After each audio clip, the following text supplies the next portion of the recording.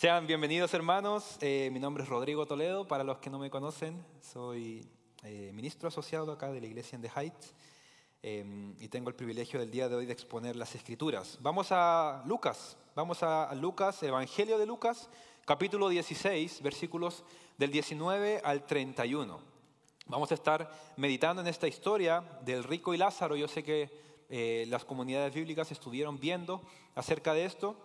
Y vamos a estar estudiando un poquito más en profundidad estos minutos que tenemos. Seguimos en nuestra serie de Who's Your One, ¿sí? Inglés perfecto, ¿cierto? Seguimos en esta serie de ¿Quién es tu uno? O ¿Quién es tu Juan? Dirían por ahí. Who's your Juan? Dirían. Vamos a ver esta historia de el rico y Lázaro y he titulado la predicación el día de hoy Predicando a la luz de la eternidad.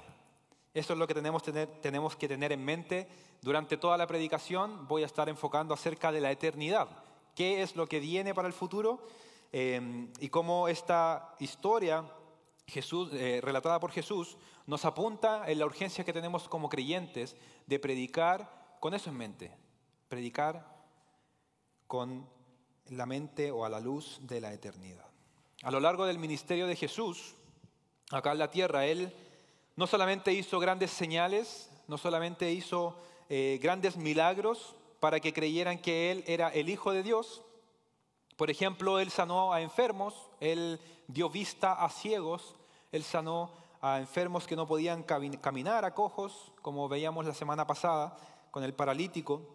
Él también sanó a diferentes personas milagrosamente, pero no solamente eso, sino que también Él confrontó directamente a aquellas personas que estaban impidiendo que otras personas se acercaran a Dios, como era el caso de los fariseos, de los maestros de la ley, de los escribas en el tiempo de Jesús. Estas personas habían puesto leyes sobre las mismas leyes que Dios ya había puesto y que había dado a Moisés en el Antiguo Testamento. Y de esta manera ponían carga más grande para aquellos que quisieran acercarse a Dios. Y en palabras de Jesús, ponían cargas que ni ellos mismos podían llevar, ni ellos mismos podían soportar. Pero no solamente habían añadido a la ley cosas para cumplir, sino que también añadían estilos de comportamientos que eran convenientes para ellos. Una de las leyes o estos estilos de comportamiento que ellos habían añadido era el hecho de que un hombre estaba en la libertad de divorciarse de su mujer por cosas tan pequeñas como que la comida que le servía a su esposa estuviese ligeramente quemada. Eso ya daba lugar para que el esposo se pudiese divorciar de su esposa. Por eso Jesús, en el versículo anterior al párrafo que vamos a estudiar el día de hoy, el versículo 18, dice lo siguiente a los fariseos: todo el que se divorcia de su mujer y se casa con otra comete adulterio. Y el que se casa con la que está divorciada del marido comete adulterio. Así que Jesús no solo vino a hacer grandes milagros y grandes señales, sino que Él también vino a revelar lo que había en el corazón del ser humano y derribando las mentiras de los fariseos y proveyendo el camino para poder acercarse al Padre. Lo que vamos a ver el día de hoy va a ser Jesús nuevamente desenmascarando algo que los fariseos habían puesto como evidencia de superioridad y de espiritualidad. Algo en lo cual ellos se gloriaban, se jactaban, algo en lo cual ellos descansaban para poder heredar la vida eterna y que les daba un sentido de autojusticia, un sentido de pertenencia. Y eso era el dinero, el estatus económico. Ahora, si miramos más en profundidad el pasaje que vamos a estudiar el día de hoy, vamos a ver también un sentido de urgencia que Jesús nos deja a nosotros los creyentes para predicar el Evangelio a la luz de la eternidad. Así que vamos a leer los versículos del 19 al 22 para introducirnos en esta sección, no sin antes orar para pedir al Señor que me dé claridad al hablar, pero también por un corazón dispuesto y entregado para recibir lo que el Señor tenga para el día de hoy para nosotros. Oremos. Amado Señor, venimos ante ti reconociendo que somos insuficientes y nosotros no lo sabemos todo. necesitamos de la guía del Espíritu Santo. Tanto para mí al comunicar la palabra del Señor, pero también para mis hermanos al escuchar las verdades bíblicas. Yo te pido que quites de nuestra mente cualquier distracción. Lo que hicimos, lo hicimos. Lo que no hicimos, ya no se hizo. Pero que podamos enfocarnos en estos minutos al estudiar tu palabra y ver lo que tú tienes para nosotros. Yo te ruego, Señor, que nos des concentración y un corazón abierto para recibir lo que tu palabra nos enseña. Te lo pido en el nombre de Jesús. Amén. Leamos, hermanos, versículos 19 al 22, está en su pantalla. Estoy leyendo de la Biblia de las Américas. Dice, había cierto hombre rico que se vestía de púrpura y lino fino, celebrando cada día fiestas con esplendidez. Y un pobre llamado Lázaro yacía a su puerta, cubierto de llagas, ansiando saciarse de las migajas que caían de la mesa del rico. Además, hasta los perros venían y le lamían las llagas. Y sucedió que murió el pobre y fue llevado por los ángeles al seno de Abraham, y murió también el rico y fue sepultado. En esta primera sección, he dividido la predicación en dos secciones. La primera sección es acerca de la urgencia que tenemos en esta vida de predicar el Evangelio. Y recuerden, predicando a la luz de la eternidad. Nadie que haga un estudio serio de las Escrituras puede negar la evidencia de que el cielo y el infierno son lugares reales y que son dos destinos que toda persona va a experimentar. Al morir, o vas al cielo o vas al infierno. La finalidad de esta parábola no es mostrar cómo serán estos lugares después de la muerte, sino que evidencia que habrá dos destinos finales para las personas después de esta vida. Para algunos, el infierno es el lugar donde nos encontramos el día de hoy. No sé si has escuchado eso. El infierno es ahora. Estamos en este mundo lleno de guerras, lleno de peleas, conflictos, pruebas. Así que estamos en el infierno ahora. Pero la Biblia claramente nos muestra un lugar posterior a la muerte, el cual será un lugar de eterno sufrimiento, de padecimiento, para nada comparado a lo que hoy nosotros podamos estar viviendo. Muchos pastores se niegan a predicar del infierno para no ofender a la congregación o para no ofender a los no creyentes, porque es un tema polémico. En una encuesta que se realizó el año 2004, el 81% de los estadounidenses dijo creer en el cielo y el 70% dijo creer en el infierno. Y en esa misma encuesta, pero realizado años antes, el año 1988, se les preguntó cuántos decían merecer el cielo. Un 77% dijo que calificaba para ir al cielo. Y solo el 6% dijo creer que merecía ir al infierno. El resto estaba indeciso, no sabía qué iba a pasar. La historia, la parábola contada por Jesús en estos versículos es acerca de dos personas, quienes eran totalmente diferentes una del otro y que tuvieron destinos totalmente diferentes. Por un lado, Jesús habla de un hombre rico. Era extremadamente millonario, alguien que ostentaba su riqueza y no la ocultaba. Era una persona que vivía para los placeres, los deleites de la tierra. Hacía grandes fiestas cada día, dice el versículo, demostrando así toda la riqueza que él tenía y su deseo de satisfacerse con todos los placeres de este mundo. Este hombre rico representa a los fariseos en la historia, quienes vivían para la gloria de este mundo. Y si no me cree, revisamos los versículos anteriores. Versículo 14, en el contexto de este pasaje, Jesús le dice a los fariseos, a las personas acerca de los fariseos, y los describe de esta manera.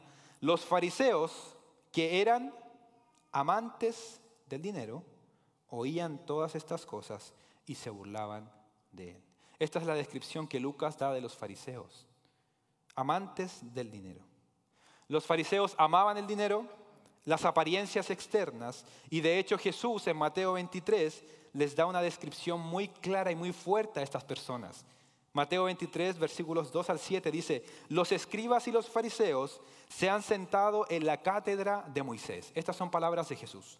De modo que haced y observad todo lo que os digan, pero no hagáis conforme a sus obras, porque ellos dicen y no hacen. Atan cargas pesadas y difíciles de llevar y las ponen sobre las espaldas de los hombres, pero ellos ni con un dedo quieren moverlas, sino que hacen todas sus obras para ser vistos por los hombres. Pues ensanchan sus filacterias y alargan los flecos de sus mantos. Aman el lugar de honor en los banquetes y los primeros asientos de las sinagogas y los saludos respetuosos en las plazas y ser llamados por los hombres rabí. Esa es la descripción que da Jesús de los fariseos. Hombres que amaban ser vistos, personas que amaban la atención de la gente, ser reconocida por las personas. Y asimismo era el hombre de esta historia, el hombre rico. Jesús lo que está haciendo es exponer a los fariseos y el corazón orgulloso, el corazón lleno de amor hacia el dinero que ellos tenían. Ahora, por otro lado, tenemos el segundo personaje de la historia, el pobre, quien es descrito como un mendigo, alguien en un estado de pobreza extrema. Él no tenía casa donde habitar, así que la morada de él era el suelo de la entrada de lo que nosotros suponemos esta mansión gigante que tenía este hombre rico. Él ansiaba comer, así que buscaba entre las migajas que caían de la mesa del hombre rico. De hecho, las migajas que se describen acá era el resto de pan que las personas usaban para limpiarse las manos después de comer. Y después de eso lo echaban al suelo para que los perros lo comieran. Y eso era lo que el mendigo quería comer. No solamente este hombre era pobre, sino que también es descrito como una persona con heridas graves.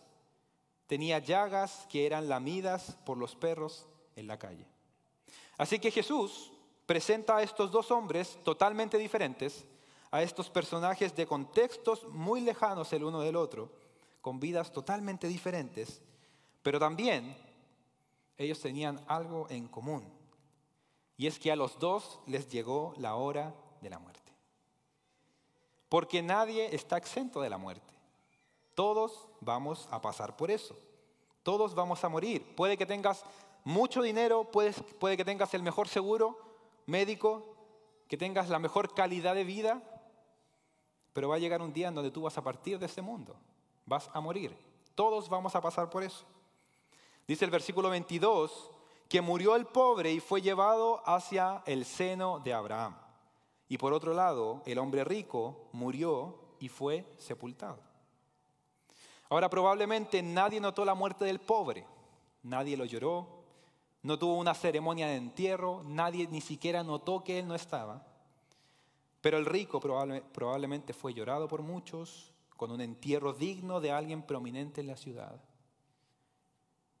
El detalle curioso de esto, y que sin duda llamó la atención de los fariseos, de los escribas, de todos los que estaban ahí, es el destino de cada uno de estos personajes. El hombre rico, quien creería a los fariseos que era el justificado por Dios, se fue a un lugar de tormento. Y Lázaro, el mendigo, quien no tenía nada, él fue llevado hacia el seno de Abraham. Sin duda que la enseñanza errónea de este pasaje sería decir que todos los millonarios van a ir al infierno y que los pobres van a ir al cielo. Pero no es lo que Jesús está diciendo en este texto. El rico no fue al lugar de tormento solo por ser rico. Podría haber sido pobre y aún así no ser justificado por Dios. Ni el pobre fue al paraíso por ser pobre y sufrir en este mundo. Porque no hay pecado en tener dinero. No es malo. Incluso muchas personas en las Escrituras, en la Biblia, tuvieron mucho dinero. Por ejemplo, Isaac, Abraham mismo, Jacob, Booz, en la historia con Ruth, Job, quien perdió todo pero después fue restituido y tuvo muchas riquezas, David, el rey David, y Salomón, su hijo, e incluso José de Arimatea en los evangelios. Fueron personajes muy ricos. Así que no hay pecado en tener dinero, el pecado es que el dinero los tenía atrapados a ellos. Por eso Jesús, unos versículos más atrás, dijo lo siguiente en el versículo 13 del mismo pasaje, las mismas palabras que Jesús está diciendo. Él dice, ningún siervo puede servir a dos señores, porque o aborrecerá a uno y amará al otro, o se apegará a uno y despreciará al otro. No podéis servir a Dios y a las riquezas. Es lo mismo que Jesús está haciendo, siguiendo con la historia que viene hablando acerca de más arriba. Es uno o lo otro. De nuevo, no hay pecado en tener dinero, sino que el pecado era que el dinero los tiene atrapados a ellos. Y por cierto, un pobre también puede cometer ese pecado. Anhelar tanto el dinero y que eso sea por lo cual quiera vivir. Es el amor al dinero la raíz del pecado, no la posesión del dinero. Alguien que abraza más las cosas de este mundo no puede amar a Dios y confiar en Cristo para salvación, porque sirve a uno o a otro y ama a uno y aborrece al otro. Así que no podemos vivir con esta dualidad en nuestra vida. Y mis hermanos, muchas personas están atrapados en este mundo con cosas terrenales que les impiden venir a Cristo. El dinero puede ser una de esas razones, pero hay muchas otras razones por las cuales las personas no vienen a Cristo en arrepentimiento y fe.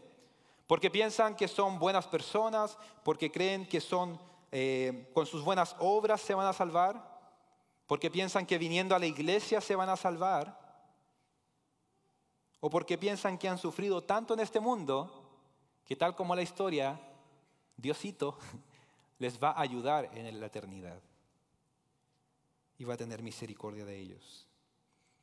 Hermanos, el mundo está pereciendo sin Cristo por aferrarse a las cosas terrenales de este mundo. Y de nuevo, el dinero puede ser una de esas cosas, pero hay muchas otras cosas. Es nuestra responsabilidad, hermanos, predicar el Evangelio a la luz de la eternidad, con urgencia y en esta vida, porque después es muy tarde y es lo que vamos a ver más adelante. Cualquier cosa que cautive el corazón más que Cristo les va a impedir venir a Él para obtener la salvación. Cualquier cosa de este mundo que quite los ojos de Cristo te va a impedir venir a Cristo, porque no puedes servir a uno y al otro al mismo tiempo. Así que tenemos que predicar el Evangelio para que las vendas de los ojos sean quitadas, para que sepan que es inútil confiar en las cosas terrenales de esta vida y que jamás les va a dar vida eterna. Puede que les traiga un deleite temporal, pero finalmente el destino de ellos será la condenación eterna. Y por eso hacemos toda esta campaña. Orar por una persona, predicarle a una persona, porque queremos que las vendas espirituales de esa persona se quiten y dejen de aferrarse a las cosas de este mundo y abracen a Cristo para salvación. ¿Cuál es la solución del problema? ¿Cuál es la solución que todo hombre tiene en este mundo? Curiosamente, la solución la vamos a encontrar en el nombre del personaje de la historia que aparece acá. El nombre Lázaro, o sea, el mendigo, es significativo porque la traducción griega para el nombre Lázaro es el nombre Eleazar. Y lo que significa Eleazar es a quien Dios ha ayudado. Y esa es la única manera en que este pobre hombre pudiera entrar al cielo. Dios le proveyó la ayuda esencial con el fin de que recibiera la vida eterna. La solución al problema del pecado no viene de nosotros. Dios es el que envió a su Hijo Jesús a morir por nosotros para que nosotros ahora podamos obtener la vida eterna. De esta manera, nuestras buenas obras o nuestras buenas conductas, en definitiva nuestra justicia propia, no podemos tenerla. Tenemos que quitarnos de eso y correr a abrazarnos con nuestro Salvador para recibir el perdón de nuestros pecados. Y junto con eso heredar la vida eterna. Esa es la única manera en cómo un no creyente puede llegar al cielo. El evangelio que ha de ser predicado, el evangelio que les instamos para que prediquen cada día, debe mostrar la insuficiencia del ser humano de poder salvarse a sí mismo y la grandeza de un Dios que ha provisto de la solución a nuestros problemas a través de Cristo.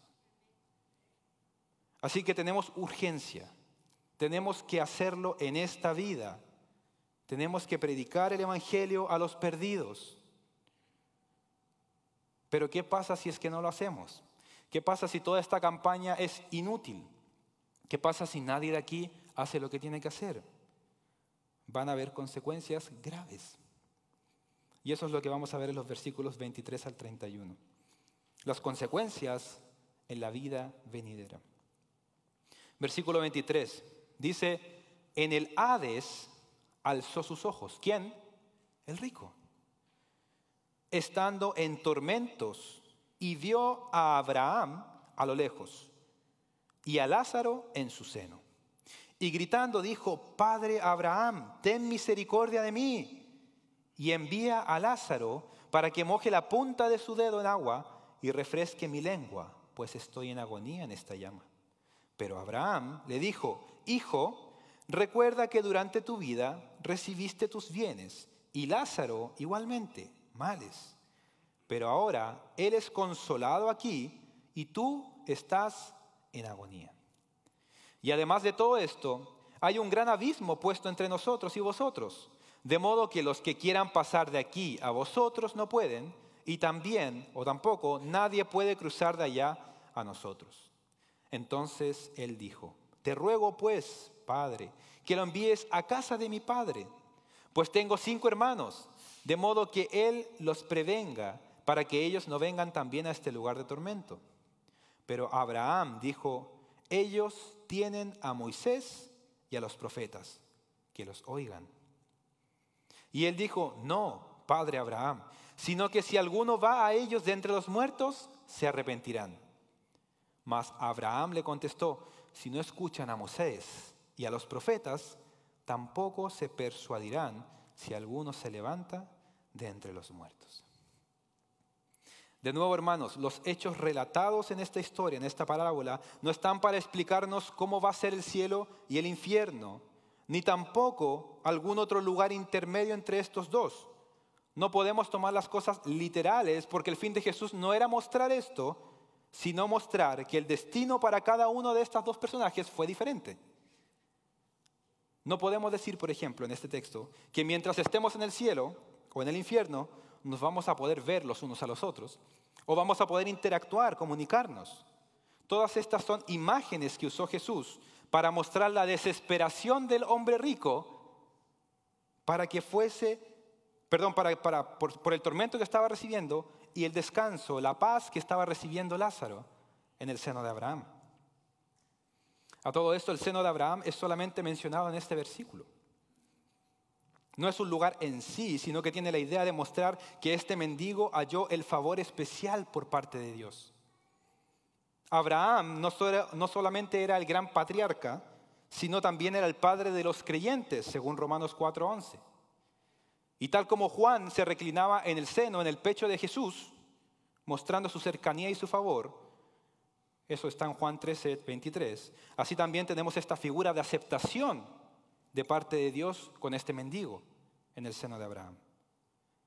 Ahora bien, a pesar de todo esto, sí podemos sacar ciertas conclusiones de cómo será la vida eterna después de la muerte, sobre todo del infierno, en base a otros pasajes que confirman lo que está diciendo este pasaje. Una de las verdades que podemos decir es que los que han partido o se encontrarán en un lugar de tormento o en un lugar de descanso. Y no existe un término medio. O vas al cielo o vas al infierno. Jesús, por ejemplo, hablando acerca del juicio final en Mateo 25, dijo lo siguiente: pero cuando el Hijo del Hombre venga en su gloria y todos los ángeles con él, Entonces se sentará en el trono de su gloria y serán reunidas delante de él todas las naciones. ¿Y qué va a hacer? Separará a unos de otros, como el pastor separa a las ovejas de los cabritos. Pondrá a las ovejas a su derecha y a los cabritos a su izquierda. Entonces el rey dirá a los de su derecha: venid, benditos de mi Padre, heredad del reino preparado para vosotros desde la fundación del mundo. Y avanzamos hasta el versículo 41. Entonces dirá también a los de la izquierda: apartaos de mí, malditos, al fuego eterno que ha sido preparado para el diablo y sus ángeles. Así que sí, hermano, sí, visita, sí, amigo que nos acompañas, existe un lugar de tormento eterno y un lugar de descanso eterno. Otra verdad que podemos sacar de este texto es que ya sea o que vayas al cielo o que vayas al infierno, va a ser un lugar definitivo para ti. Ya no va a haber vuelta atrás. No hay tal cosa como una segunda oportunidad. La oportunidad es aquí y ahora. Por eso es urgente predicar el Evangelio ahora. Porque después no va a haber más oportunidad. Después de eso va a ser muy tarde. Jesús, en este mismo pasaje que acabamos de revisar en Mateo, concluye en el versículo 46 diciendo: y estos irán al castigo eterno, pero los justos a la vida eterna. No hay vuelta atrás, hermanos.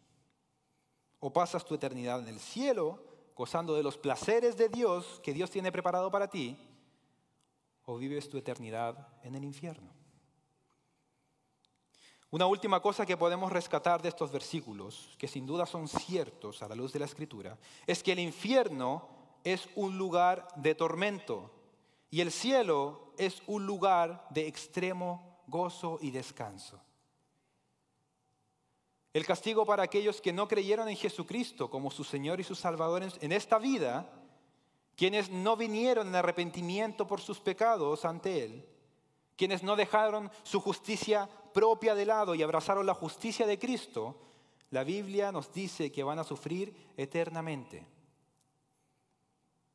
Y las Escrituras nos describen el infierno como un lugar de fuego eterno, como dice Mateo 25:41, donde dice que también el fuego nunca se apagará, en Mateo 3:12. Es un lugar de vergüenza y confusión perpetua, según Daniel 12:2. Es un lugar donde el gusano de ellos nunca muere, según Marcos 9:44-49. El infierno es un lugar de tormentos y de llamas, según Lucas 16:23-24.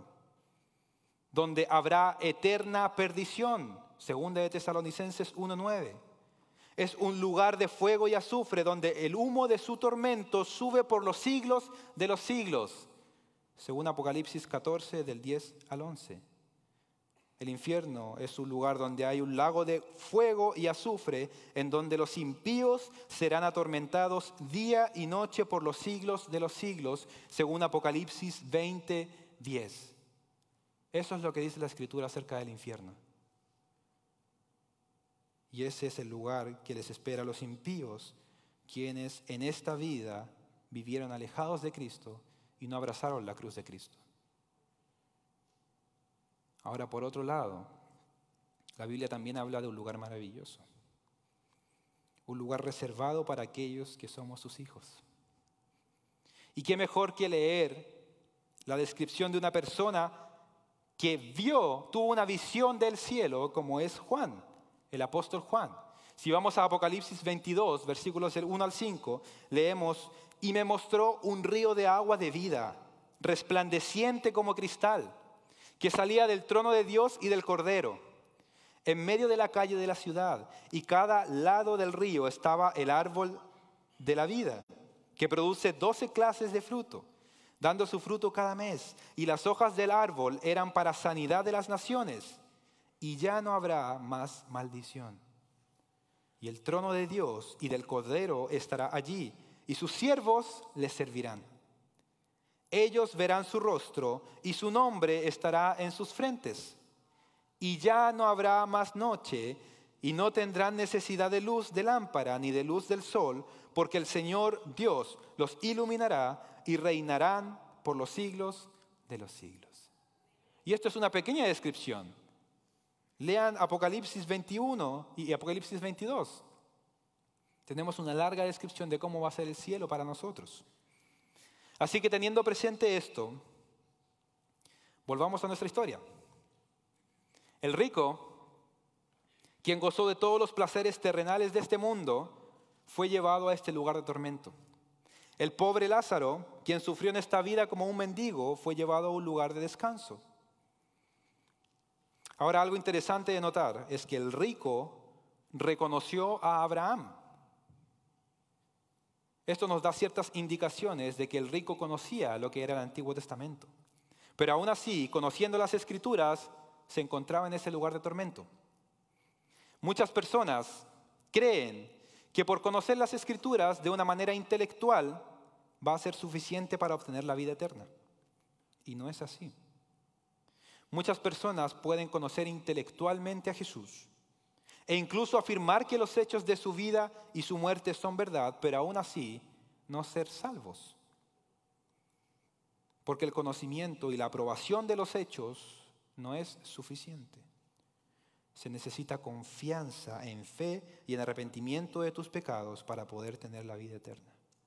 Así que cree en Cristo, cree que Él puede limpiar tu vida de pecados y arrepiéntete de las cosas que has hecho en contra de Dios, atentando en contra de su santidad, y serás salvo. Cree y arrepiéntete.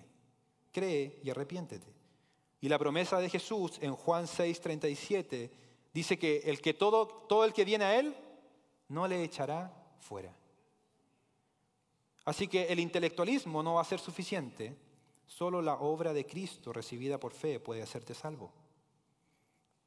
El rico no dejó de pensar en Él, incluso en ese lugar de tormento. Y en ese lugar no dejó de creer que las otras personas podían ser sus sirvientes. Él le dice a Abraham que envíe a Lázaro para que moje la punta de su dedo en agua y refresque su lengua. Pero ya era muy tarde para él. Ya no había nada que se pudiera hacer. Y aquí vemos en la historia por primera vez que el rico piensa en otros, aunque sea su familia, pero piensa en otros. Y le dice a Abraham que envíe a Lázaro a la casa de su padre para que prevenga a su familia y de esa manera no vayan a este lugar de tormento. La respuesta de Abraham es sorprendente. Abraham dice, ellos tienen a Moisés, o sea, a la ley, y a los profetas, que los oigan. Esto nos deja en claro que Dios ha provisto de todo para que el ser humano no tenga ninguna excusa para decir, es injusto el castigo que me estás dando. Porque Dios proveyó en el Antiguo Testamento la ley, a los profetas y a grandes hombres que se levantaron para hacer que el pueblo se volviera de sus pecados hacia Dios. En el Nuevo Testamento tenemos la revelación más grande, que es Jesucristo, Dios mismo viniendo en forma humana para rescatarnos del pecado. Tenemos a los discípulos, tenemos a los apóstoles, quienes proclamaron el Evangelio de las naciones. Hoy tenemos las Escrituras, el canon completo, que nos revelan quién es Dios. Y Dios mismo ha provisto a la iglesia para que nosotros vayamos y anunciemos las verdades del Evangelio a todas las naciones. Así que no hay excusa delante de Dios. Tal como Pablo dice en Romanos 2:1, eres inexcusable, oh hombre, quien quiera que seas tú. No tienes excusa. El justo juicio de Dios cae sobre las personas pecadoras. Así que, ¿es justo Dios al condenar? Claro que sí. Claro que sí. Por eso la iglesia debe hacer su labor evangelizadora. Sabiendo que si las personas se van sin Cristo de este mundo, Dios los va a juzgar con un justo juicio por la eternidad. El llamado de la iglesia es predicar sabiendo estas verdades.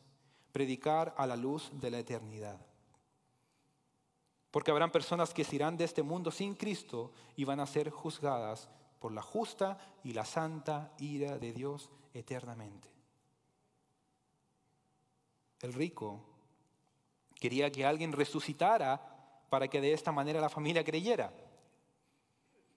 Y esto ya había ocurrido. Curiosamente, un hombre llamado Lázaro había vuelto a la vida por el poder de Cristo. ¿Cuál fue el resultado de esto? ¿Resultó en que todos creyeran y se convirtieran? No. El resultado fue que los enemigos de Cristo planeaban matar a Lázaro, bien muerto, y estaban más decididos que antes a destruir a Jesús. El mundo de hoy, en el día de hoy también hay personas que quieren ver esto. Esperan experimentar algo sobrenatural para poder creer en Dios. Yo les digo que lo sobrenatural ya ocurrió. Porque Cristo venció a la muerte y Cristo resucitó de la muerte para vida eterna. Y ese es el mensaje que la iglesia tiene que predicar con urgencia. Al finalizar, hermanos, el hombre rico no fue al lugar de tormento por haber sido rico o por ser egoísta. Él tampoco fue allá por ser un judío religioso parecido a los fariseos, ni mucho menos fue a parar allá por falta de información acerca de la verdad. Solo hay una razón por la que el hombre rico, y por extensión todos los que están en esa dirección, van a parar al infierno. Y esa razón es el rechazo a la verdad y el rechazo a Cristo. Porque sin Cristo no hay salvación. Juan 3:19 dice, y esta es la condenación, que la luz vino al mundo y los hombres amaron más las tinieblas que la luz, porque sus obras eran malas. Hermanos, que el Señor nos dé más pasión para predicar teniendo esto en nuestra mente. Predicar teniendo la eternidad de las personas en nuestra mente.